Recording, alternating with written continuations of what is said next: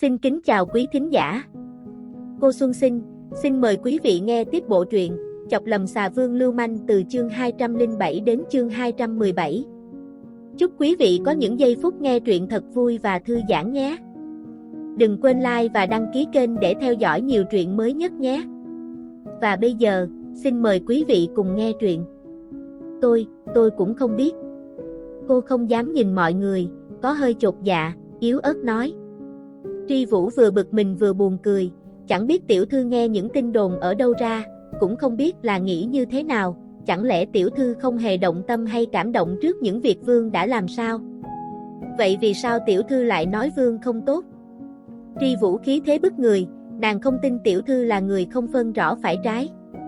Ở cùng tiểu thư vài ngày, nàng biết tiểu thư rất tốt, vừa thiện lương, không kiêu căng, lại dễ nói chuyện, tuyệt không gây khó dễ, không tức giận các nàng như những chủ tử khác. Tôi nghe nói thôi, tôi vẫn chưa gặp qua anh ta, dù sao chỉ là ý kiến cá nhân, ảnh hưởng đến bản thân thôi. Lý Quả bị Tri Vũ nói cho phát ngượng, cảm thấy mình đúng là cố tình gây sự. Người ta còn chưa gây thù gì mà cô cứ phê bình như vậy, quả thật là không đúng.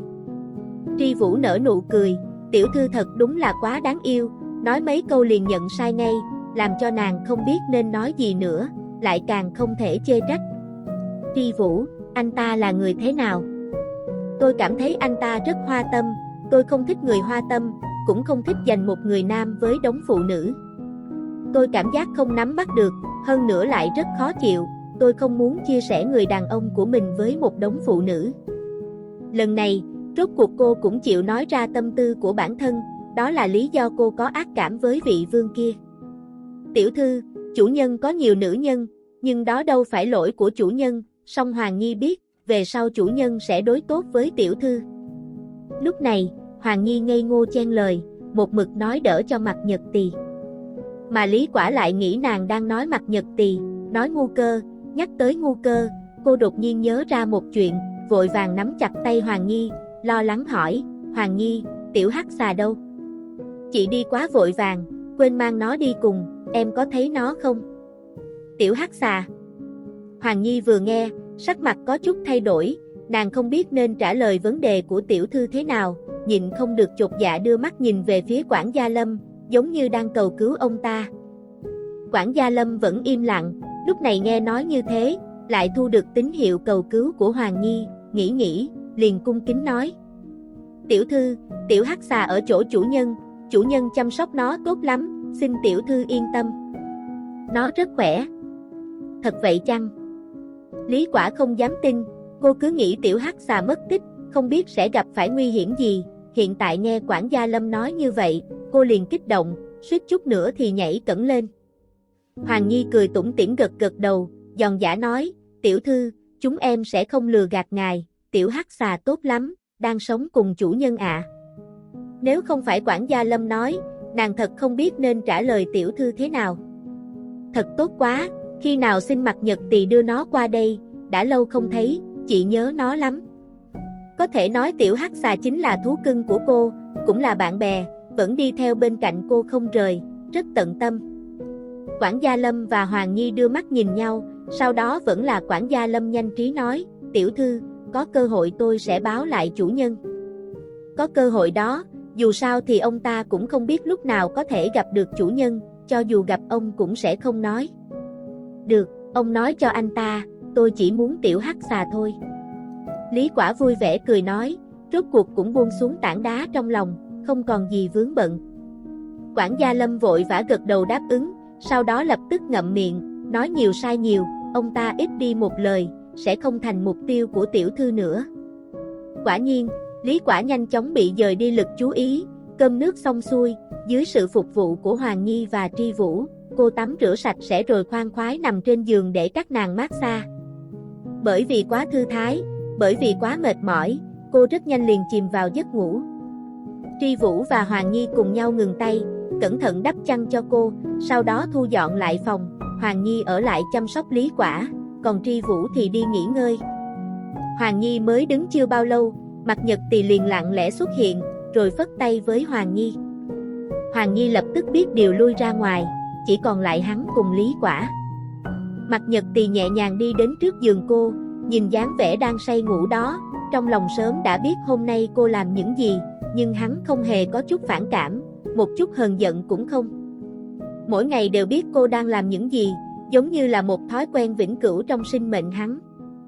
Quả quả, nàng sẽ ở bên ta mãi mãi chứ? Thật lâu sau, hắn mới nhẹ giọng nói, ghé sát vào sườn mặt cô, ngửi mùi hương trên người cô, có chút si mê. Hắn biết cô sẽ không biết, cho nên mới dám lớn mật thổ lộ tâm tình. Đây là lần đầu tiên trong đời hắn có chút khẩn trương, lo lắng, sợ hãi, cũng là lý do hắn không dám hiện thân để gặp cô. Hắn sợ sau khi cô biết hắn là vương nơi này, lại đưa ra yêu cầu phải rời khỏi đây, hắn không dám cược, cũng không thể thua, càng không thể để cô rời đi. Về sau, nơi này chính là nhà của nàng, ngoại trừ nơi đây, sẽ không cho nàng đi đâu cả. Hắn thì thào nói, khẽ tựa đầu bên gối cô, nhắm mắt lại, giống như trước đây, nằm ở bên cổ cô, im lặng nghỉ ngơi. Lý Quả không biết, cô ngủ rất say, nếu như lúc này cô nghe được, chỉ sợ sẽ nhảy dựng lên, chỉ sợ sẽ phát hiện ra điều gì đó. Mặt Nhật Tì cứ im lặng ngủ bên cạnh cô, vẫn hấp thu ấm áp từ người cô, vô cùng bình tĩnh hưởng thụ sự yên tĩnh hiếm có này. Nếu cô ấy cũng có cảm giác với mình thì quá tốt, như vậy sẽ càng hạnh phúc càng hoàn mỹ. Quản gia Lâm và Hoàng Nhi yên lặng canh giữ ở bên ngoài, bọn họ biết chủ nhân đang ở bên trong, từ lúc chủ nhân đến, bọn họ liền xuất hiện rồi. Chỉ có bọn họ mới là người chứng kiến đoạn tình cảm mà chủ nhân và tiểu thư đã trải qua, càng là người đáng tin tưởng nhất. Không biết qua bao lâu, Mặt Nhật Tì đột nhiên mở mắt, chậm rãi ngẩng đầu lên khỏi cổ Lý Quả, yên lặng nhìn gương mặt ngủ say của cô, không biết suy nghĩ cái gì. Sau đó ánh mắt hắn thay đổi, không còn dịu dàng, tràn đầy tình yêu như trước nữa, mà là có chút sắc bén, vẻ mặt hơi cứng ngắc. Hắn nhìn chằm chằm Lý Quả hồi lâu, dường như muốn trừng cho mặt cô nở hoa, dáng vẻ đó, thần thái đó, hoàn toàn như hai người khác nhau.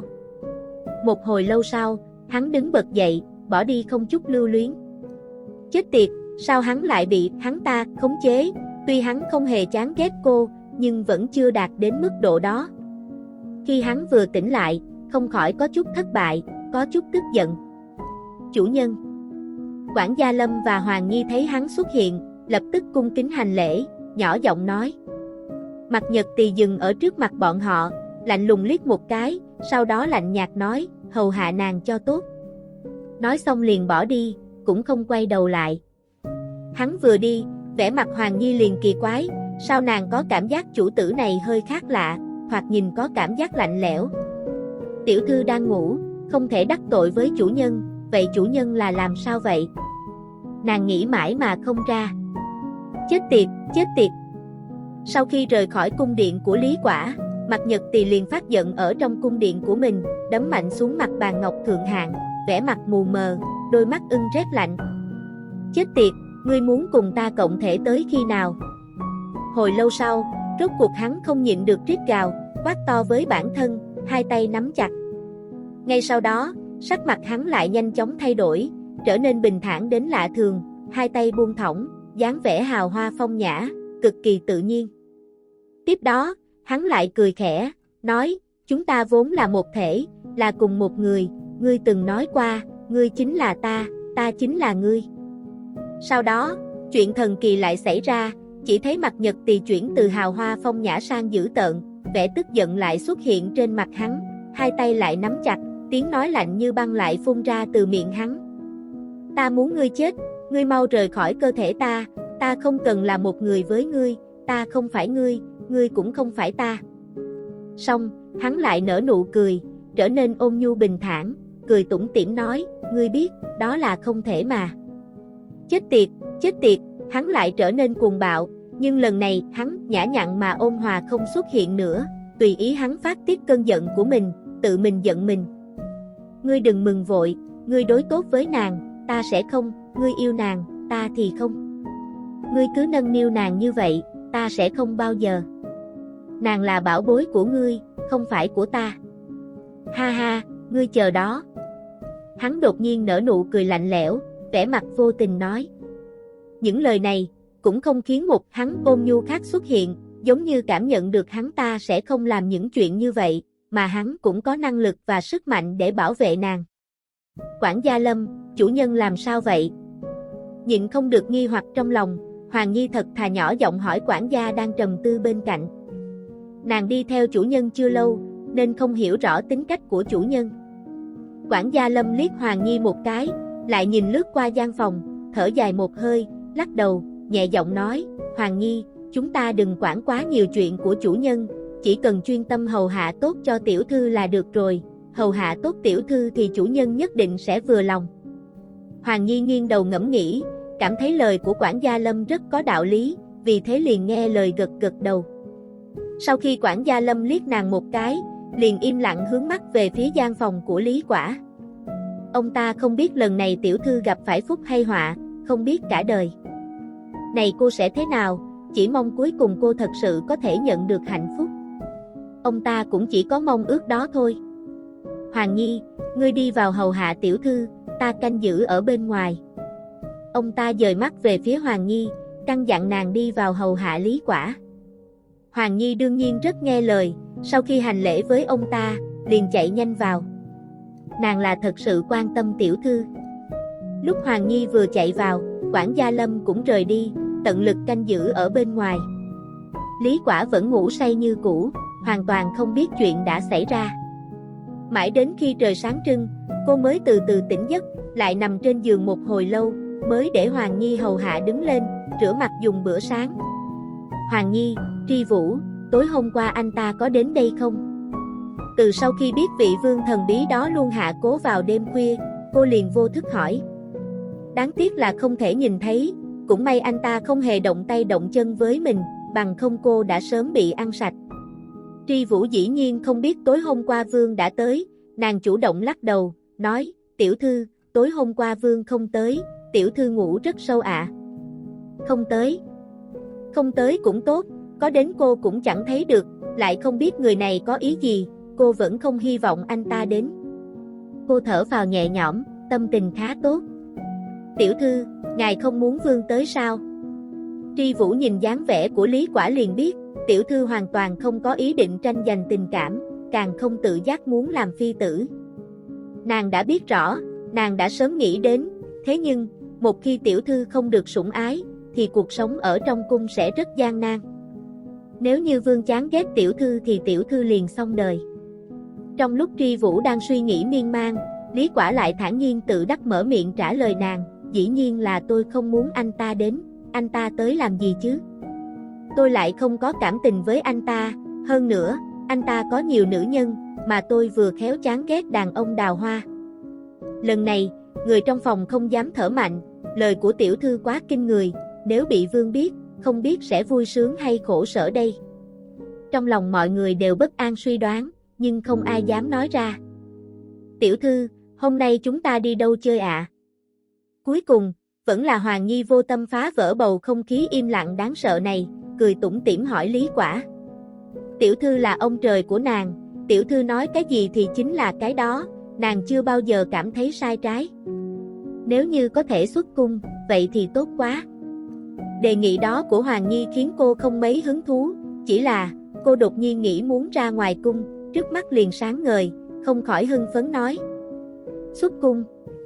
Cô vừa nói ra, sắc mặt mọi người lập tức đại biến, ngơ ngác nhìn nhau, không dám trả lời, bởi vì không ai dám làm chủ, không có quyền quyết định. Làm sao thế? Không được xuất cung? Hay là bên ngoài cung không tốt? Lý Quả buồn bực nhìn các nàng, vội vàng hỏi, không hiểu vì sao các nàng chỉ im lặng. Tri Vũ là người biết quy củ trong cung nhất, nàng ngẫm nghĩ rồi khó xử nói, tiểu thư, ngài không thể xuất cung, không được vương cho phép, ai cũng không được đi ra khỏi cung. Chỉ là, vương sủng ái tiểu thư như vậy, nhất định sẽ để tiểu thư đi ra ngoài. Xuất cung cần phải được vị vương trong truyền thuyết đó phê chuẩn. Lý Quả trợn tròn mắt, song ngẫm lại, ở trên địa bàn của người ta thì phải tuân thủ phép tắc của người ta, bằng không mỗi người đều như vậy, chẳng phải sẽ đại loạn, cho nên cô cũng hiểu được phần nào. Vậy tôi đi nói với anh ta nhé. Hay là ai đi tìm anh ta báo một tiếng? Cô nghĩ một lúc liền hỏi. Cô rất muốn thấy bộ dạng của vị vương đó, nhưng vài lần bỏ lỡ, cô cảm thấy có thể người này không muốn gặp mình. Mọi người lại đưa mắt nhìn nhau, một lát sau, quản gia Lâm mới cung kính nói, tiểu thư, để ta đi cho, ta đi bẩm báo vương rồi trở về báo lại cho tiểu thư. Quản gia Lâm, thật sự rất cảm ơn ông mau đi đi. Vừa nghe quản gia Lâm xung phong nhận việc, cô thật vui mừng, lập tức thúc giục, đã không đợi thêm được nữa. Quản gia Lâm gật gật đầu, không nói hai lời vội vã rời khỏi cung Phượng Thê, đi tìm Mạc Nhật Tỳ. Lý Quả ăn uống xong xuôi, lại nhàn nhã nằm đợi, một hồi lâu, cuối cùng quản gia Lâm cũng trở về, chỉ là sắc mặt ông ta không tốt lắm, lúng túng không dám nhìn cô. Tiểu thư, ta đã về. Anh ta nói như thế nào? Lý Quả lập tức ngồi ngay ngắn, có chút nôn nóng hỏi, trong lòng lại hơi bất an. Quản gia Lâm lắc đầu, chần chừ một hồi, mới chậm rãi nói, tiểu thư, vương không cho phép ngài xuất cung, vương còn nói, về sau không được để tiểu thư rời khỏi cung Phượng Thê, càng không cho đến cung điện khác. Nói xong, sắc mặt ông ta rất khó coi, bởi vì chính ông ta cũng không biết vì sao vương đột nhiên thay đổi như thế. Cái gì? Chẳng những không cho cô xuất cung, mà còn cấm cô rời khỏi cung Phượng Thê, đây là ý gì chứ? Đó chẳng phải biến thành giam lỏng mình sao? Cô suýt chút nữa vì tức giận mà nhảy dựng lên, sắc mặt cũng rất khó coi. Anh ta có ý gì chứ? Biến tôi thành chim trong lồng ư? Vĩnh viễn giam giữ. Lý Quả bùng nổ, phẫn nộ nói. Rốt cục hết nhịn nổi, vụt đứng lên, căm tức bước đi. Chim hoàng oanh. Cô đã biến thành chim hoàng oanh, vĩnh viễn bị người nhốt lại, trở thành vật cưng của người ta, được người tán thưởng. Cô nên chấp nhận điều này thế nào đây? Cho dù là bị giam giữ thì cô cũng muốn trở thành chim hoàng oanh của người mình yêu, mà không phải của một người xa lạ, không phải. Tôi muốn đi gặp anh ta. Trong cơn tức giận, cô không còn nghĩ thêm gì nữa, lập tức muốn lao ra đi tìm người kia tính sổ. Mọi người kinh hãi, luống cuống tay chân ngăn cô lại, sợ cô làm ra việc ngốc nghếch, càng sợ chọc giận vương. Nếu làm cho vương tức giận, chẳng những tiểu thư bị mất địa vị mà còn khó sống qua ngày. Chỉ là, mọi người cảm thấy kỳ quái, vương vẫn luôn đối xử tốt với tiểu thư, sao giờ lại đột nhiên thay đổi? Tiểu thư, ngài đừng đi, vương không phải là người tiểu thư muốn gặp là có thể gặp đâu. Tri Vũ giữ chặt tay cô, nhẹ giọng khuyên nhủ. Hoàng Nhi cũng lôi kéo cô, nói Lý Nhí, tiểu thư, không nên đi, không xuất cung cũng đâu có sao, Hoàng Nhi có thể cùng ngài có thể chơi cùng Hoàng Nhi mà. Quản gia Lâm chỉ có thể thở dài trong lòng, khi ông ta tới gặp vương, vốn tưởng rằng vương sẽ đồng ý ngay, nhưng không ngờ sắc mặt vương rất tệ, không còn ôn hòa như lúc trước, trong lòng ông ta liền biết có thể tiểu thư sẽ rất khó qua, kết quả lại đúng như ông ta suy đoán. Tiểu thư, ngàn lần không thể chọc vương tức giận, ở đây vương chính là trời, là chúa tể của chúng ta, bất kỳ kẻ nào cũng không thể cãi lệnh vương. Tiểu thư hãy nghe lời, ngoan ngoãn ở lại trong cung đi. Có lẽ ngày nào đó tâm tình vương tốt lên, nhất định sẽ phê chuẩn cho tiểu thư xuất cung du ngoạn. Quản gia Lâm tận tình khuyên bảo, sợ Lý Quả thật sự sẽ làm ra chuyện khiến vương tức giận, vậy chỉ có đường chết mà thôi. Tôi phỉ nhổ, anh ta mới không phải là trời, là chúa tể của tôi. Tôi sẽ tự làm chủ vận mệnh của mình, anh ta cũng đâu phải là gì của tôi, vì sao tôi phải nhìn sắc mặt anh ta để làm việc? Cái gì gọi là đợi tâm tình anh ta tốt lên? Tâm tình anh ta tốt lên, thì tâm tình của tôi sẽ tệ đi. Anh ta không cho tôi ra cu, yến hoài, tôi càng muốn đi. Hừ. Cô giận đến nỗi quát lớn. Quản gia Lâm nghe thế, trong lòng âm thầm kêu khổ. Ông ta biết rõ tính tình của Lý Quả, cũng đâu lại gì tính khí của chủ tử nhà mình, hai người này đúng là khắc tinh của nhau. Tiểu thư, ngài trăm ngàn lần không được như vậy, đừng làm càng mà. Tiểu thư, ngài ngàn vạn lần đừng chọc vương tức giận, nếu không tiểu thư và chúng nô tỳ sẽ khó sống đó. Tri Vũ hiểu khá rõ tính cách của Lý Quả, vừa khuyên cô, đồng thời không quên kéo theo bọn họ, như vậy, cho dù Lý Quả có tức giận cũng phải nghĩ đến hoàn cảnh của bọn họ. Quả nhiên không ngoài dự đoán, Lý Quả nghe xong, tuy vẫn rất tức giận, nhưng vì không muốn liên lụy bọn họ, đành phải nén sự kích động, oán hận dậm chân. Tên xấu xa, đừng để tôi gặp anh, bằng không sẽ cho anh đẹp mặt. Cô hùng hổ mắng, nhưng cũng chỉ là mắng, rồi đặt mông ngồi xuống ghế, vô phương trút giận. Mà các nàng nghe được lời của Lý Quả lại sợ hãi, ngươi nhìn ta nhìn ngươi, sau đó nhìn chằm chằm Lý Quả, câm lặng hồi lâu. Dám mắng vương, tiểu thư chính là người đầu tiên, lại còn mắng vương là tên xấu xa, quá cường thế mà. Tiểu thư, nhỏ giọng chút, nhỏ giọng chút.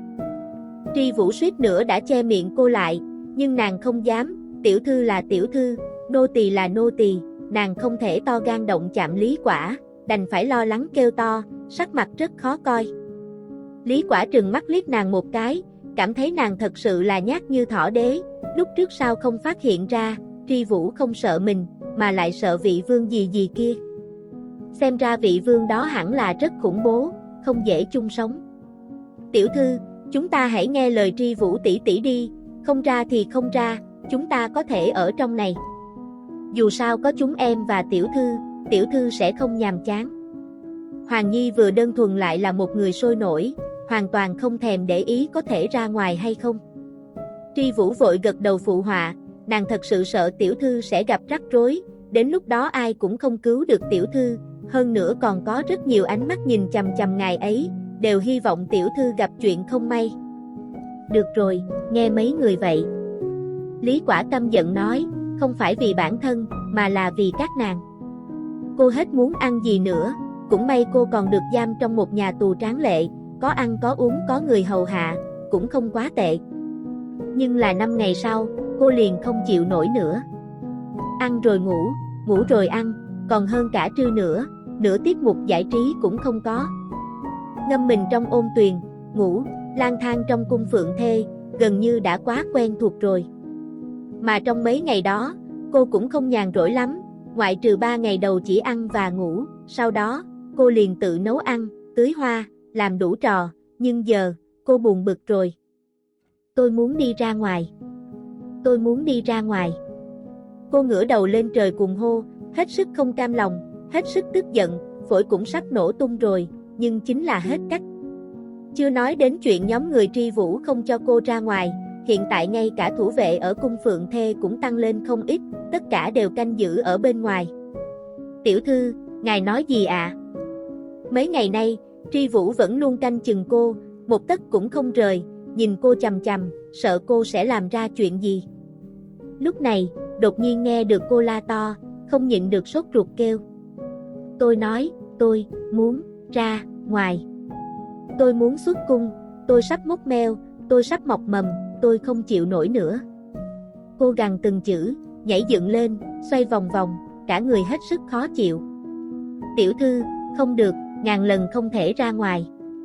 Tri Vũ giật nảy mình, chưa từng thấy Di, Yển, En dáng vẻ bùng nổ của tiểu thư, nhưng cho dù tiểu thư có mất hứng, thì nàng cũng tuyệt đối không thể khiến vương mất hứng. Vương mới là đại chủ tử của nàng. Hoàng Nhi bị Tri Vũ đẩy đẩy, sau vài ánh mắt trao đổi, mới chậm chạp khuyên nhủ, tiểu thư, không phải có Hoàng Nhi hầu ngài sao? Có phải Hoàng Nhi không tốt không? Có phải Hoàng Nhi không hầu hạ tốt tiểu thư? Để cho tiểu thư mất hứng.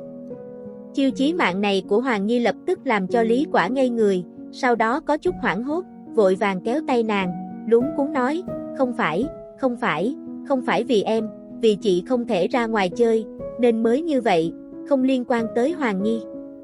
Vậy tiểu thư đừng ra ngoài nữa, bên ngoài nhiều người xấu lắm, chúng ta cứ ở trong đây thôi, rất tốt mà. Hoàng Nhi cười tít mắt, bày ra dáng vẻ bên ngoài toàn là người xấu, đi ra ngoài sẽ gặp nguy hiểm, ríu rít nói. Lý Quả liền nghẹn họng, lập tức bị nàng đánh bại, chỉ có thể trợn mắt nhìn nàng. Tiểu thư tốt, Hoàng Nhi thích tiểu thư nhất, tiểu thư đi đâu, Hoàng Nhi sẽ theo đó. Hoàng Nhi cực kỳ lanh trí làm nũng với Lý Quả, cười hì hì, vung vẩy cánh tay cô. Tri Vũ che miệng cười trộm, rất khâm phục sự can đảm của Hoàng Nhi, hâm mộ hai người có thể thân thiết như vậy.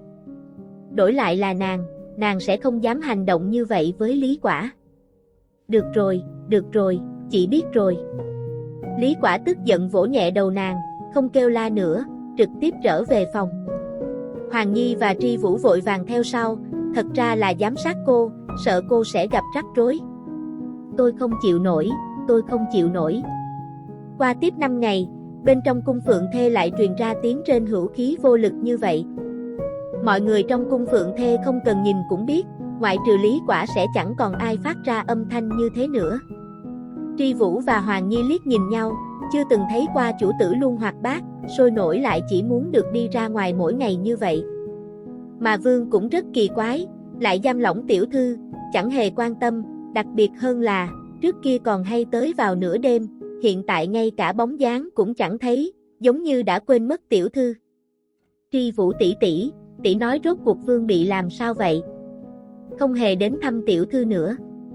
Chỉ có ở nơi không có Lý Quả, lúc Lý Quả không nghe được, Hoàng Nhi mới dám lớn mật hỏi, vì Tri Vũ còn quen thuộc hoàng cung này hơn nàng. Ta cũng không biết, nhưng ta nghe nói gần đây Vương luôn qua đêm ở chỗ Hoa Phi, Dung Phi và Vũ Phi, nhưng lại không đến chỗ của tiểu thư. Tri Vũ cũng là nghe người khác nói, bây giờ ba vị nương nương cực kỳ được sủng ái, Vương đều là thay phiên đến chỗ các nàng. Vẻ mặt Hoàng Nhi khó hiểu, nhưng nàng cũng không có cách nào khác, chỉ là tiểu thư cứ kêu nhàm chán mỗi ngày, nàng sắp không dỗ được rồi. Hoàng Nhi, việc này không phải nô tỳ như chúng ta có thể quản được, chỉ cần hầu hạ tốt tiểu thư, chuyện của tiểu thư chỉ có tiểu thư và Vương tự mình giải quyết, chúng ta cũng chẳng giúp được gì. Tri Vũ đã thấy quá nhiều ai oán, thù hận, bi ai trong cung, sớm đã không còn tâm đồng cảm rồi, ngay cả bản thân nàng còn lo chưa xong nữa. Tội nghiệp tiểu thư, hy vọng Vương đừng quên tiểu thư, sớm tới thăm ngài ấy một chút. Hoàng Nhi vẫn rất ngây thơ cầu nguyện. Nàng thích tiểu thư, cảm thấy tiểu thư và Vương phải ở cùng nhau mới đúng. Tri Vũ lắc đầu, không nói thêm gì nữa. Mà hai nàng đều không biết, Lý Quả có nghe được lời của họ, nhưng không hề khổ sở bi thương như trong tưởng tượng của họ, mà chỉ cảm thấy khó hiểu. Khi nào thì cô đắc tội với anh ta chứ? Đã thế còn không cho cô ra ngoài. Cô còn chưa gặp qua anh ta mà, lại gặp phải chuyện kỳ quái vậy. Vị Vương trong truyền thuyết kia, chẳng những thần bí mà tính tình còn cổ quái, hỉ nộ vô thường, không dễ ở chung, nhất định không dễ dàng. Cô hạ kết luận như vậy trong lòng, dù sao cô cũng không thích. Tiểu thư, ngủ đi ạ. Sau khi Tri Vũ và Hoàng Nhi hầu hạ cô nằm trên giường xong, vội vàng nói. Lát nữa hai người cũng mau đi nghỉ đi, không cần trông chừng tôi, mấy ngày qua hai người cũng mệt mỏi rồi, dù sao cũng chẳng có chuyện gì, các cô đi nghỉ ngơi thôi. Lý Quả ngáp một cái, nhắm mắt lại, sau đó nói với bọn họ. Tri Vũ và Hoàng Nhi nghe cô nói như thế, cực kỳ cao hứng, vội vàng gật đầu đáp ứng, nhìn cô chìm sâu vào giấc ngủ, mới yên tâm cùng nhau rời đi. Bọn họ chân trước vừa đi, sau lưng Lý Quả đột nhiên mở mắt, tròng mắt đảo quanh một vòng, liền ngồi dậy, tìm giày và áo khoác, rồi giống như tên trộm lén lút ra khỏi phòng, hướng ra bên ngoài. Cô đúng là vô cùng may mắn, có lẽ mấy ngày qua vì rất biết điều ở trong phòng, nên cảnh vệ mới buông lỏng cảnh giác, không bao lâu, cô đã chuồn khỏi cung Phượng Thê thành công, thuận lợi trốn ra bên ngoài. Chỉ là, bây giờ cô đang ở đâu vậy? Trốn ở một góc tường của tòa cung điện cách cung Phượng Thê không xa, quả mờ mịt, trái xem phải nhìn, do dự trong chốc lát, cô liền hành động. Nếu không động chỉ sợ người trong cung Phượng Thê phát hiện cô mất tích, sẽ lập tức đi tìm, cô chạy cũng không thoát. Sau một hồi đi lung tung, chân nam đá chân chiêu, cô hoàn toàn bị mất phương hướng rồi, rốt cuộc không tìm thấy đường về cung Phượng Thê, càng không biết mình đang ở đâu.